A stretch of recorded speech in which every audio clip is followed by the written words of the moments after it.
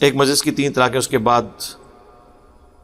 پھر سے گھر والوں کے مجبور کرنے پر تو ناجائز ہے جی میرے بھائی، میں کیا کروں، پہلے نہیں تھی نا طلاق دینی. جیسا کہ حدیث میں مذکور ہے کہ 2 رکعت وتر الگ پڑے جائیں اور 1 الگ. پہلے 2 رکعت وتر کی نیت کیا ہوگی؟ میرے بھائی نیت تو دل میں ہوتی ہے نا. جب آپ نے 2 شروع کیے ہیں اسی وقت آپ کی نیت ہے کہ آپ نے 3 پڑھنے ہیں اور 2+1 کر کے پڑھنے ہیں، تو بس یہی آپ کی نیت ہے کہ 2 کے بعد آپ سلام پھیریں گے اور 1 الگ سے پڑھ کے اسے وتر بنا دیں گے. یہ بخاری میں طریقہ ہے عبداللہ بن عمر رضی اللہ تعالیٰ عنہ سے، اور اس میں باقاعدہ الفاظ ہیں کہ جب وہ 2 پڑھ کے سلام پھیرتے تھے، سلام پھیرنے کے بعد وہ اپنے غلام کو کوئی نہ کوئی کام بھی کہہ دیتے تھے کہ جانوروں کو چارہ ڈال دو، یہ کر دو، تاکہ یہ پتہ چلے کہ یہ کوئی ضروری نہیں ہے کہ یہ 2 اور 1 کے درمیان آپ نے خاموشی اختیار کر کے بیٹھنا ہے اور آپ حالت نماز میں ہیں.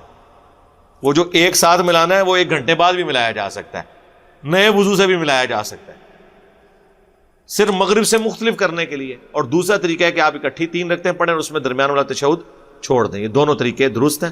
وتر کے اوپر میری تفصیلی ویڈیو ہے مسئلہ 130، اس میں وتر کے سارے طریقے میں نے بتائے، کیونکہ وتر کا مطلب طاق ہے. جی طاق ہے، طاق کا مطلب یہ ہے کہ اوورال وہ نماز کو طاق کرے گا. مسلم شریف میں حدیث ہے نبی علیہ السلام 5 وتر بھی 1 سلام سے پڑھتے تھے اور اس میں آخری رکعت میں صرف بیٹھتے تھے.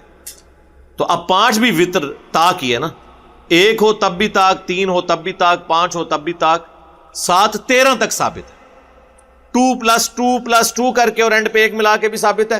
اکٹھی پڑھنا نبی علیہ السلام سے صحیح مسلم میں، سنن نسائی میں 9 رکعت وتر بھی 1 سلام سے ثابت ہے، اور اس میں آپ 8ویں رکعت میں تشہد بیٹھے تھے اور پورا تشہد پڑھا تھا اور پھر 9ویں میں کھڑے ہو گئے تھے. ٹھیک ہو گیا. ایسے قالین پر نماز پڑھنا جس پر سجدہ کیا جائے تو زمین کی سختی محسوس نہ ہو جائے گی نماز. سختی یہ نہیں ہے جو یہ دعوت اسلامی والے شو کرواتے ہیں اور اتنے بڑے بڑے محراب ڈلے ہوئے ہیں، اس میں میری ویڈیو ریکارڈ ہوئی ہے.